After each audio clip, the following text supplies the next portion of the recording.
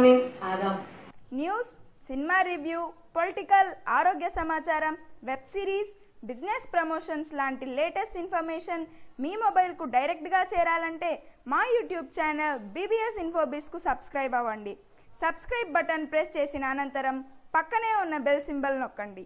Already subscribe అయ్యి ఉంటే bell symbol అదేనండి గంట గుర్తు ప్రెస్ చేయడం మర్చిపోవద్దు. Thank you.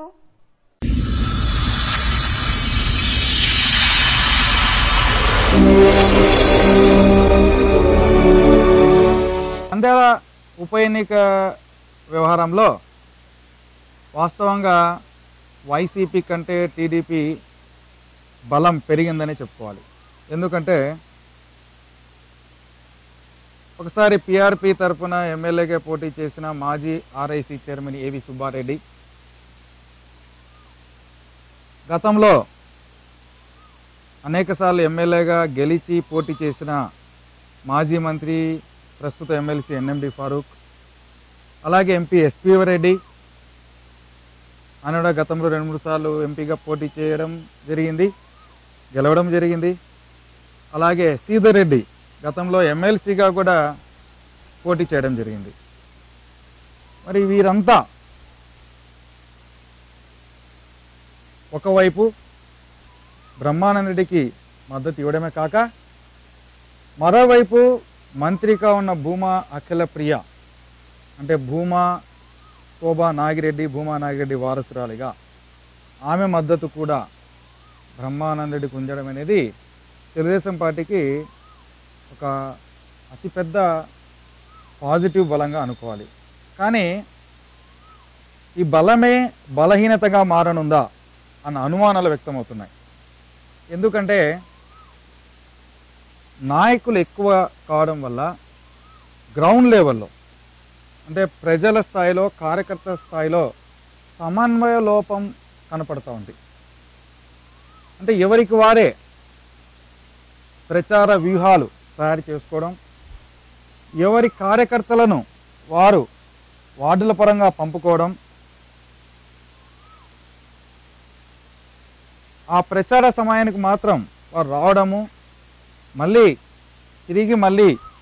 ఇంకో కార్యక్రమానికి వెళ్ళిపోవడం జరుగుతోంది. చంద్రబాబు నాయుడు ఆదేశాల మేరకు అందరూ కలిసి ప్రచారం చేస్తున్నా అంతర్గత సమన్వయం, ప్రణాళిక, ఒక స్ట్రాటజీ అనేది సమిష్టిగా లేదనే విషయాన్ని మనం ఇక్కడ ఆలోచించాలి.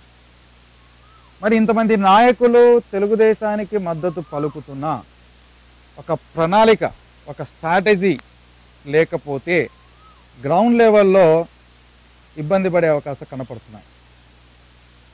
అందరము మద్దతున్నాం, తప్పక గెలుస్తాం అన్న ఓవర్ కాన్ఫిడెంట్ కూడా తెలుగుదేశం నాయకుల్లో కనపడుతోంది.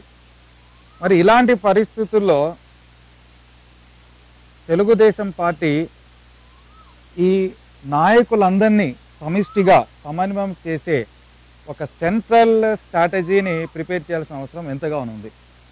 అంటే ఈ స్ట్రాటజీని ఇంప్లిమెంట్ చేయడానికి అంటే చంద్రబాబు నాయుడు ఆదేశాలు కావచ్చు, ఒక ప్రణాళికను కానీ ఇంప్లిమెంట్ చేయడానికి ఒక సెంట్రల్ స్ట్రాటజీని ఒక వ్యక్తి ద్వారా లేదంటే ఒక గ్రూప్ ద్వారా చేస్తే బాగుంటుంది అనేది కార్యకర్తల అభిప్రాయంగా కనపడుతూ ఉంది. అంటే ఎమ్మెల్యేగా పోటీ చేసిన ఏవి సుబ్బారెడ్డి కానీ, అలాగే ఎమ్మెల్సీగా పోటీ చేసిన శ్రీధర్ రెడ్డికి కానీ ఇలా ఒకరికి ఈ ప్రణాళిక ఇంప్లిమెంట్ను చేసే బాధ్యతను అప్పచెప్పడం వల్ల తెలుగుదేశం బలం మరింతగా పెరిగే అవకాశం ఉంది. భవిష్యత్తులో రాబోయే రోజుల్లో డీలా పడకుండా ముందుకు పోయే అవకాశం ఉంది.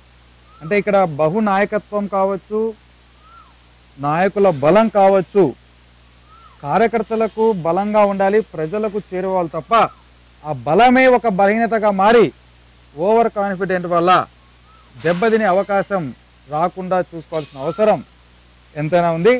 ఈ దిశగా తెలుగుదేశం అధినాయకత్వం దృష్టి సారించి ఒక సమన్వయ వ్యవస్థను ఏర్పాటు చేయాలి.